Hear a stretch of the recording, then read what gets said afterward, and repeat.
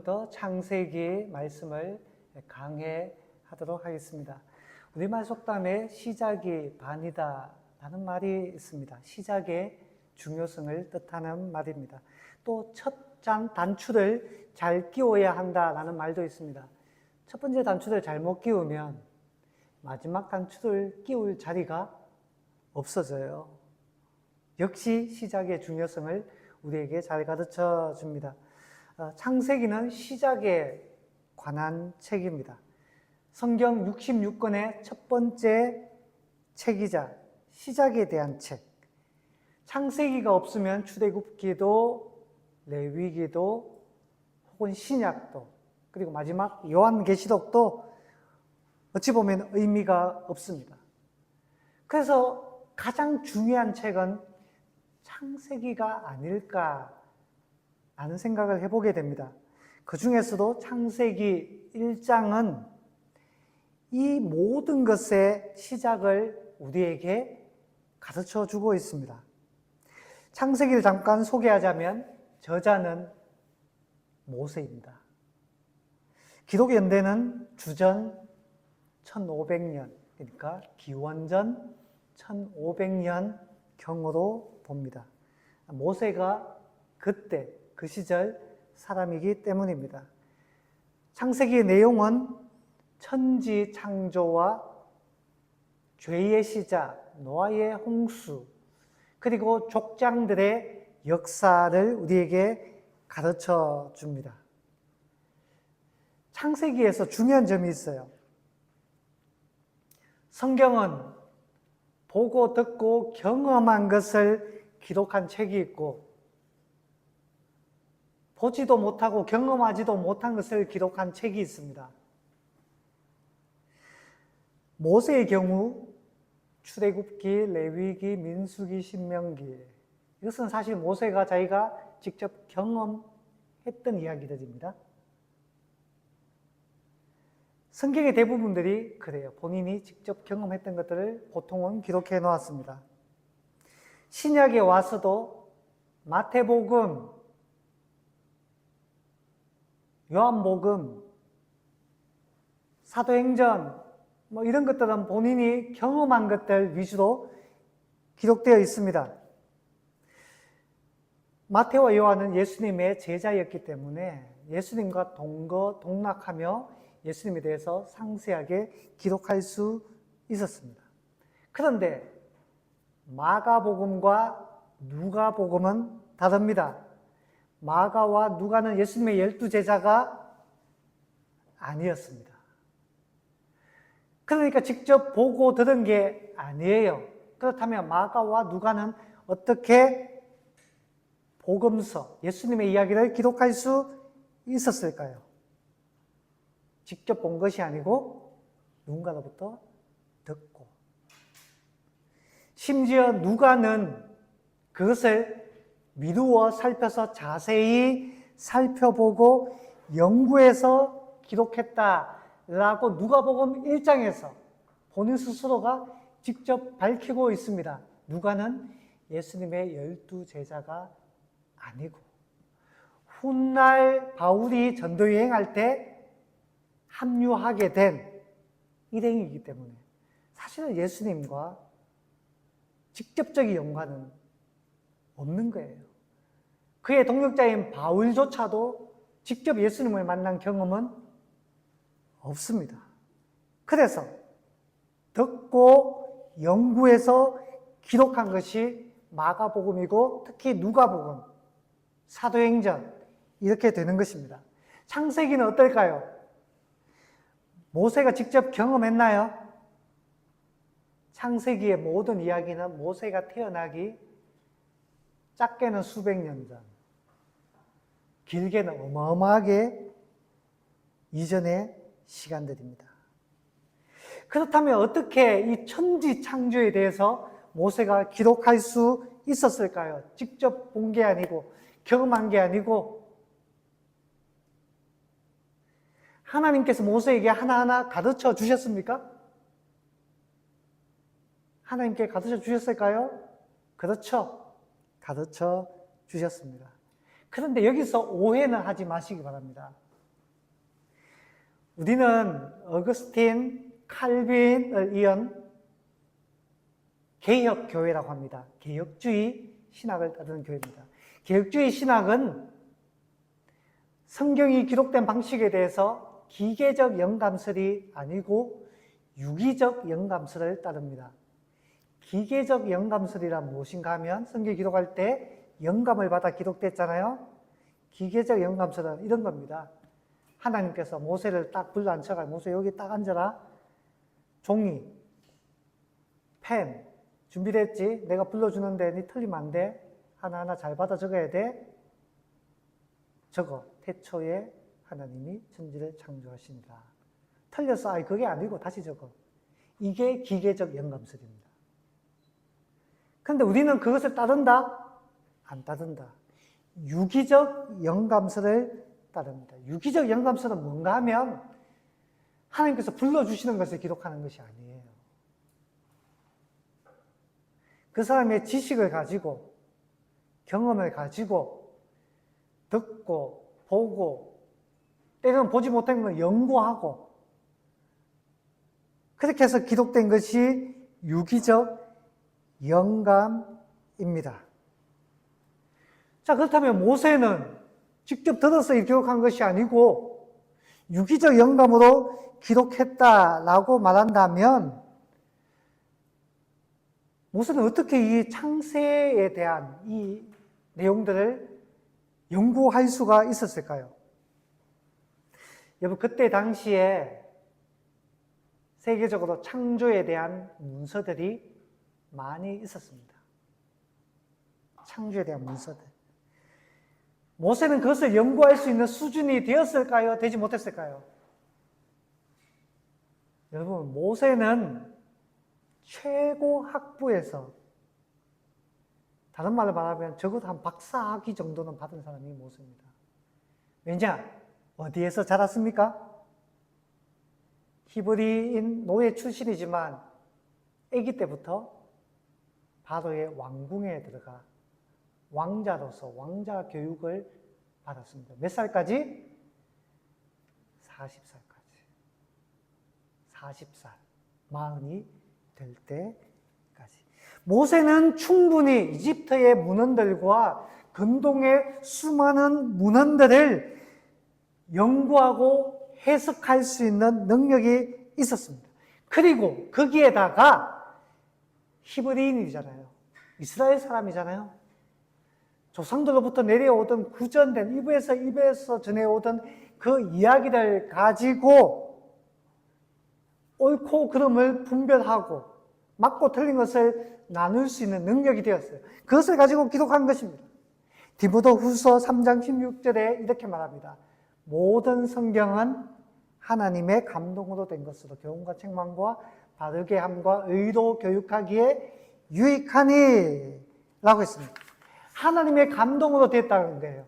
자, 모세가 연구하는데 성령께서 감동하셔서 옥석을 구분할 수 있게 하는 겁니다. 진리와 거짓을 구분하게 하고 옳은 것 가운데서도 틀린 것을 또다시 나누게 하고 필요한 것을 찾게 하고 성령께서 감동하시는 겁니다. 그래서 올바른 문서를 고르고 올바로 해석하고 편집까지 바르게 되도록 감동한 것입니다. 그래서 창세기는 사람의 책이 아니고 하나님의 책입니다. 자, 이제 본격적으로 창세기 내용으로 들어가 볼까요? 그렇다면 이 하나님의 책이 우리에게 무엇을 가르쳐 줍니까? 1장 1절은 모든 것의 근원에 대해서 우리에게 가르쳐 줍니다. 1절에 한번 읽어볼까요? 시작. 태초에 하나님이 천지를 창조하시니라. 아멘. 창조라는 말에 귀를 기울여 봅시다. 이 세상이 어떻게 시작되었다고 말하나요? 창조되었다. 근데 여러분 창세기 1장을 해석하면 필연적으로 현대 과학의 이론과 부딪히게 되어 있습니다. 현대과학 이론은 무엇을 가르칩니까? 세상이 어떻게 시작되었다고요? 빅뱅으로 시작되었다라고 이야기합니다. 그리고 빅뱅에서부터 시작해서 이 세상이 어떻게 해요? 진화되었다라고 말합니다. 빅뱅 이론, 진화설입니다. 이론이고 설입니다. 진화론을 듣고 배운 사람들에게 천지창조를 말하면 에이 그런 게 어딨어, 증명해봐, 거짓말이야 라고 우리를 무시하거나 때로는 광신자 취급합니다. 저는 이 자리에서 과학 논쟁을 하고 싶은 생각은 없습니다. 하지만 여러분 기억하세요. 진화론입니다. 이론이라는 거예요. 의견이라는 겁니다. 빅뱅도 이론입니다. 증명되지 않았어요. 증명되지 않았기 때문에 이럴 것이다 라고 사람들이 이론으로 만들어 놓은 것이고 추측하는 것이지 그것이 사실일까? 왜냐하면 반대되는 증거들도 엄청나게 많아요. 반대되는 증거.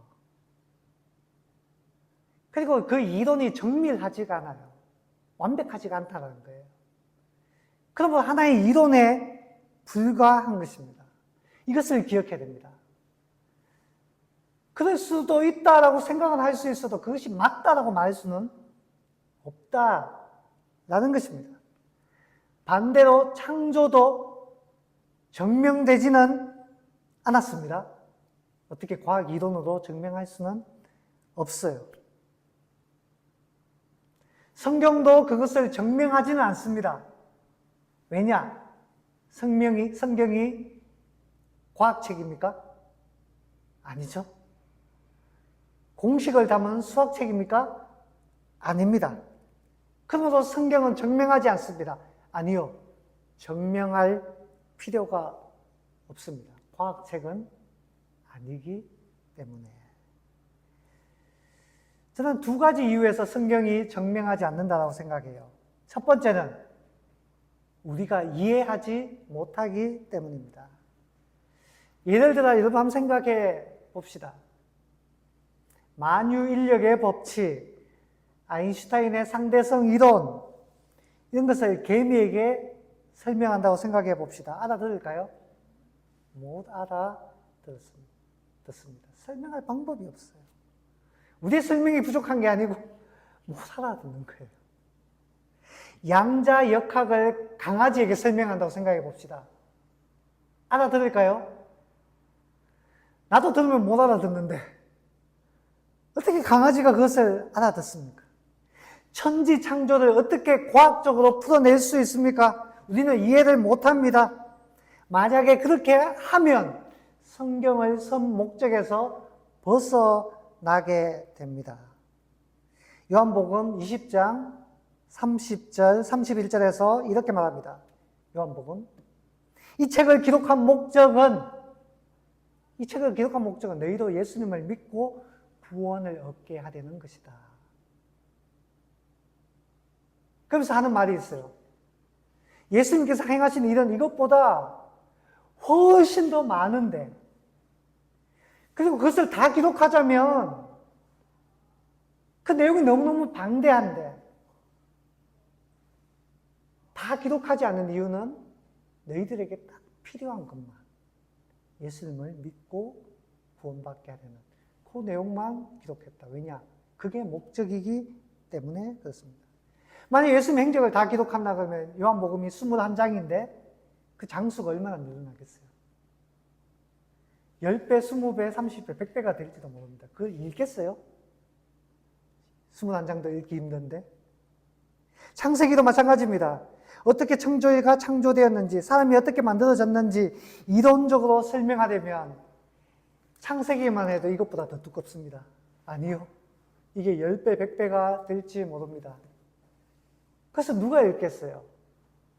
과학자들은 혹시 읽을지 모르겠지만 누가 읽겠습니까? 둘째, 성경은 과학책이 아니고 신학책이기 때문에 그렇습니다. 신학책. 하나님께서 창세기를 기록한 것은 하나님을 믿게 하려는 것입니다. 그리고 선택받은 민족 이스라엘의 출발이 어디서부터인가 그것을 가르쳐 주기 위함이에요. 우리가 누구인지를 알게 하려는 것이고 우리의 삶의 목적이 무엇인지를 발견하게 하려고 기록한 것이 창세기입니다. 하나님을 믿게 하려는 거예요. 여기에 목적이 있는 겁니다. 여러분, 예를 들어 커피를 마시기 위해 포트에 물을 끓인다라고 생각해 봅시다. 과학책은 어떻게 적습니까? 과학책은 이렇게 적을 거예요. 주인과 손님 두 사람, 한 사람의 커피 양이 200ml가 조금 못 되니까 두 사람이면 400ml 이하로 끓여야지 에너지도 절약되고 시간도 절약되고 효율적이다. 물은 100도에서 끓음으로 충분히 가열해 주어야 한다. 그리고 커피 향은 100도보다는 조금 낮은 온도에서 그 향이 더 짙어지기 때문에 식혀야 되는데 식히는 방법으로는 가만히 내버려 두는 것과 빈 잔에다가 이리저리 옮기면서 식히는 방법이 있다.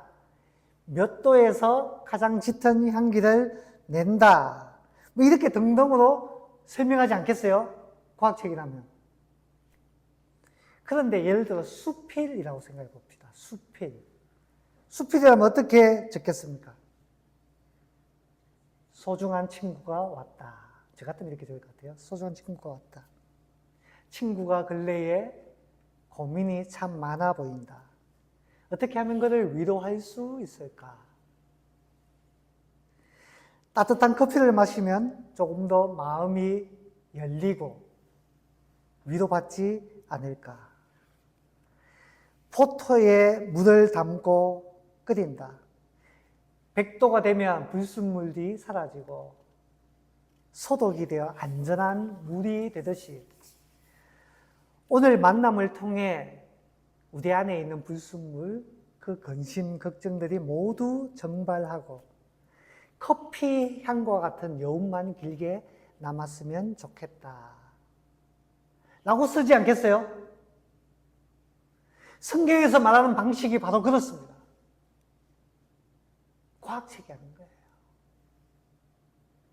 수학책이 아닌 겁니다. 설명할 필요가 없는 거예요. 그래서 설명 대신에 선포하십니다. 선포. 어떻게 해요? 태초에 하나님이 천지를 창조하십니다. 근데 여러분, 이 말이 우리가 믿기 전에는 어떻게 증명할 수 있어? 이런 말을 하는데 우리가 예수님을 믿고 나면 하나님 은혜를 경험하고 나면 이 말이 그냥 믿어집니다. 믿어져요. 에이, 그런 게 어딨어? 증명해봐! 가 아니라 그냥 믿어지는 거예요.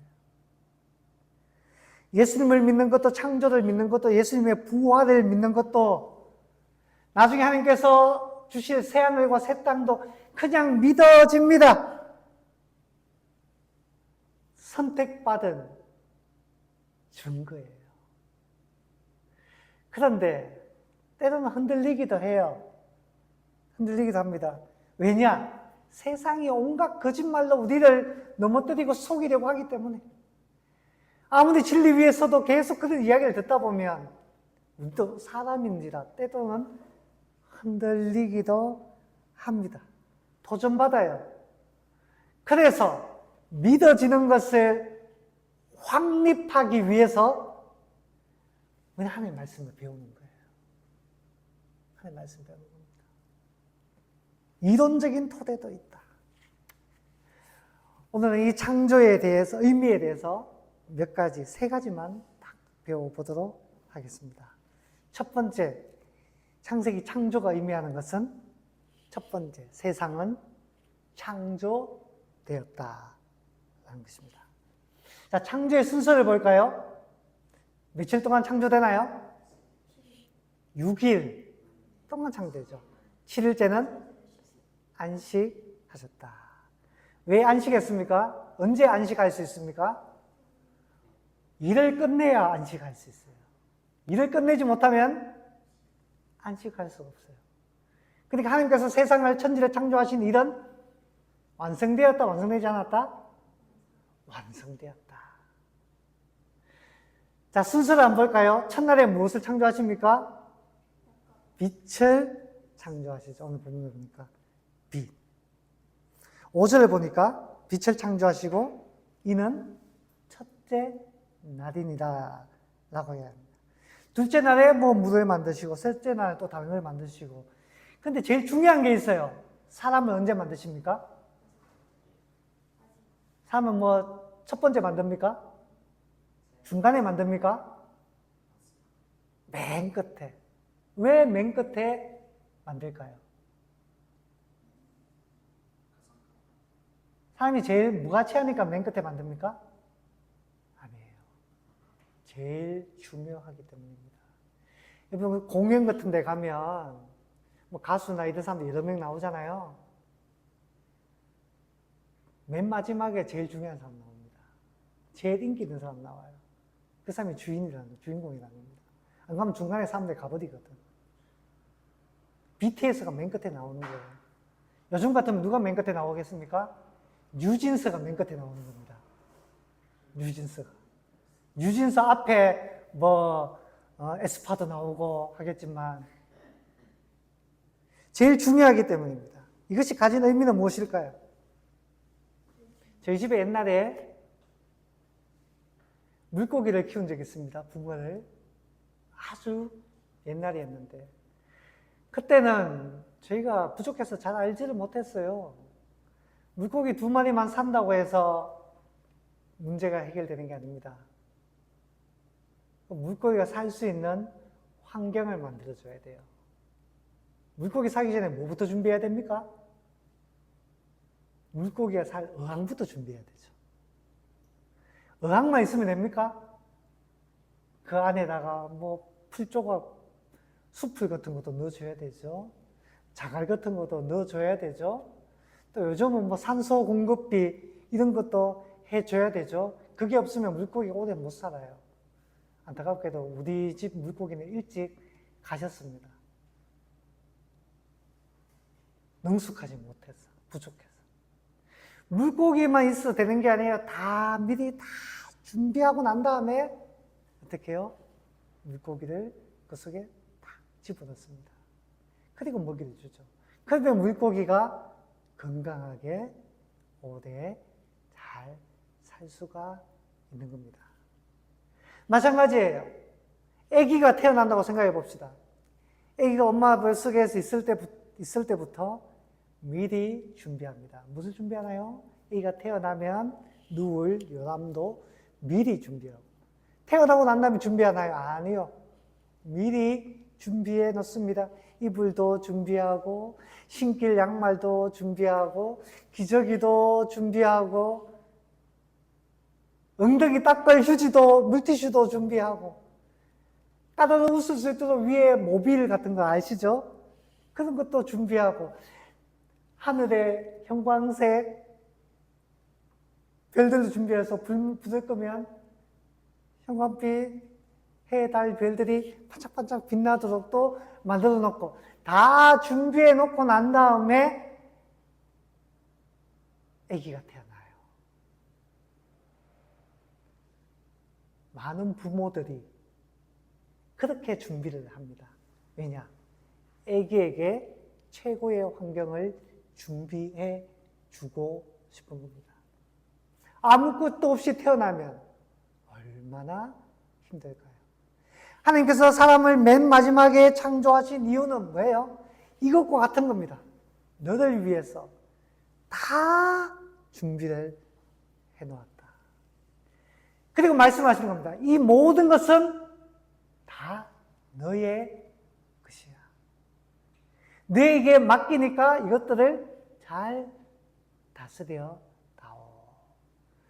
인간을 맨 끝에 창조하신 데다 하나님의 사랑이 그 속에 녹아 있는 겁니다. 하나님 은혜가 그 속에 녹아 있는 겁니다. 하나님께서 얼마나 세심한가요? 우리를 향한 기대는 얼마나 크신가요? 우리를 얼마나 사랑하시는가요? 그것을 창조를 통해 우리는 배울 수가 있습니다.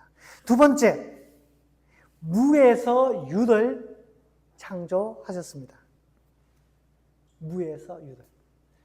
여러분, 사람들은 질문합니다. 하나님 이전에는 무엇이 있었을까요? 하나님 이전에 뭐가 있었을까요?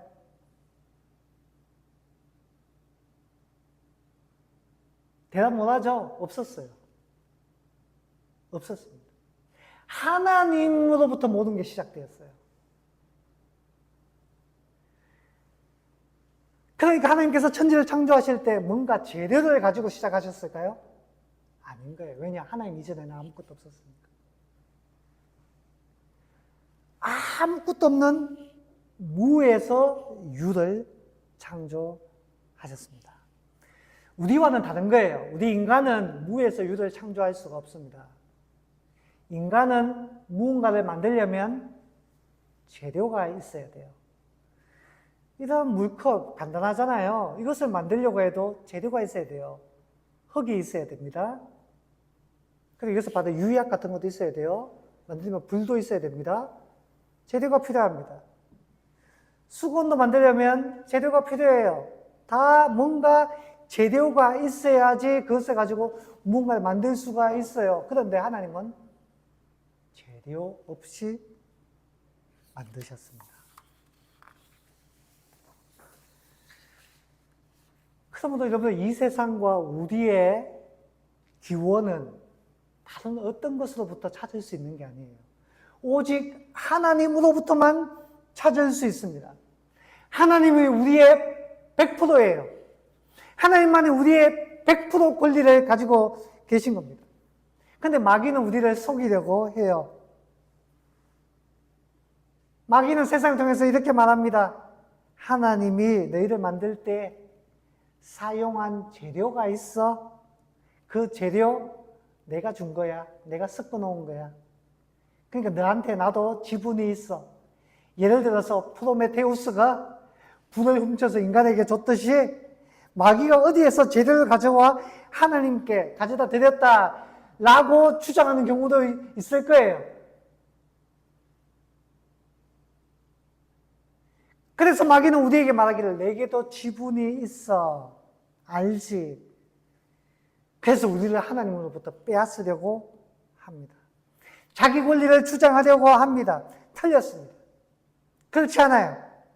우리는 우연히 생긴 존재도 아니고 무엇인가 하나님도 모르는 어떤 물질을 가지고 만들어진 것도 아니고 하나님의 손길 없이 제3의 무언가가 간섭하여서 만들어진 것도 아닌 100% 오로지 100% 하나님으로부터 난 것이 바로 우리입니다.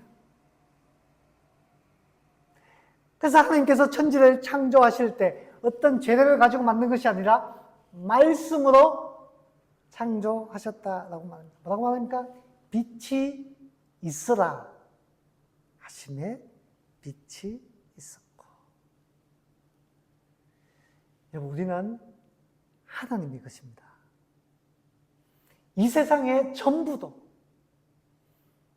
그 원자, 원소, 그 다 안에 있는 그 쿼크니 뭐니 하는 그 어떤 것들도 모조리 다 하나님으로부터 온 것입니다. 그러므로 우리는 100% 하나님의 소유라는 것을 인정해야 돼요. 그리고 우리의 모든 것을 가지고 하나님을 찬양해야 합니다. 그것을 세상 만물은 다 알아요. 예수님께서 예루살렘에 입성하실 때에 사람들이 예수님을 찬양합니다. 호산나 다윗의 자손이여 우리를 구원하소서. 그때 종교 지도자들이 그 사람들의 입을 막으려고 합니다. 좀 조용히 하게 하세요. 주님께서 말씀하시죠. 이 사람들이 입을 닫으면 하나님께서 돌들로도 찬양하게 할 것이다. 다른 말로는 세상 모든 만물들조차도 하나님을 마땅히 찬양해야 된다는 것을 압니다. 왜냐? 그 모든 것들이 오로지 하나님으로부터 왔기 때문에. 사랑하는 여러분, 저와 여러분이 100% 하나님의 것임을 믿을 수 있기를 바랍니다. 하나님을 찬양할 수 있기를 바랍니다. 그것이 피조물의 마땅한 본분입니다. 세 번째, 간단하게 봅시다. 하나님께서 만드신 것을 보시기에 좋았더라 라고 했습니다. 하나님 만드신 그 모든 것이 보시기에 좋았어요.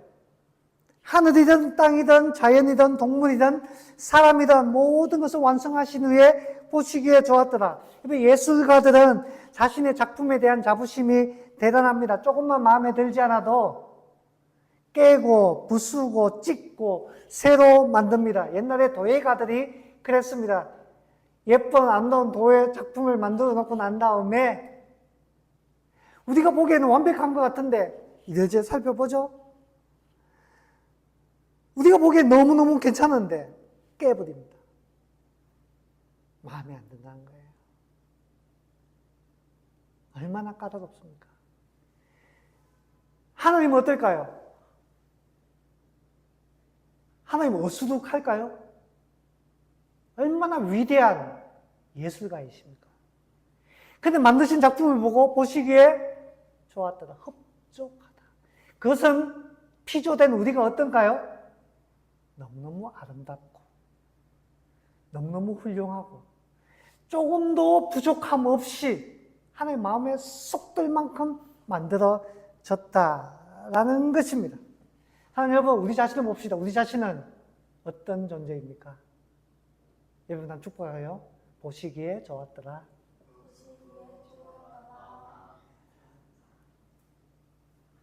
우리는 거울 앞에 설 때마다 이렇게 말해야 됩니다. 나는 하나님께서 보시기에 좋았다 라고 말하는 그런 존재임을 우리는 거울을 볼 때마다 이게 부족해, 쌍꺼풀이 있었으면 좋겠어, 코가 좀 더 높았으면 좋겠어, 그 정도는 그래도 가능한데 머리가 좀 더 작아졌으면 좋겠어. 불가능한 것까지 만족을 못해요. 불만족합니다. 자존감이 없어요. 자존감이 없는 사람은 뭔가 자꾸 바꾸려고만 합니다. 바꾸려고만. 하나님 오히려 어떻게 말씀하시죠? 보시기에 좋았더라. 하나님 여러분, 저와 여러분에게 자존감이라는 게 필요합니다. 자존감. 이게 중요하면서 그 말이 떠올랐어요. 중국 속담입니다. 누군가를 비난, 너 때문이야, 마음에 안 들어. 누군가를 비난하는 사람은 아직 갈 길이 멀었고, 자기를 비난하는 사람은 한 절반쯤 왔고, 그래도 부족해요. 아무도 비난하지 않는 사람은 다 왔다. 하나님 보시기에 좋았다라고 말하는데 비난하면 안 되는 거예요. 타인을 비난해서도 안 되고 거울을 보고 나 자신을 보면서도 비난하면 안 되는 거예요. 나는 하나님께서 기뻐하시는 사람이다. 기뻐하는 사람이다. 물론 이 세상이 망가졌습니다. 비가 많이 오면 자연재해가 있죠. 왜요? 죄 때문에. 죄 때문에. 그것은 다음 시간에 나누도록 하겠습니다. 중요한 것은 우리는 예수 그리스도 말미암아 그 죄 문제가 해결되었다라는 것입니다. 그러므로 하나님은 우리를 향해서 다시금 뭐라고 말씀하십니까? 보시기에 좋았더라. 사람 옆에 축복합시다. 한 번 더. 보시기에 좋았더라. 다른 분에게도 한번 더 축복할까요? 보시기에 좋았더라. 아멘. 그런 기쁨을 가지고 세상을 이기는 저와 여러분 될 수 있기를 주님의 이름으로 축원합니다.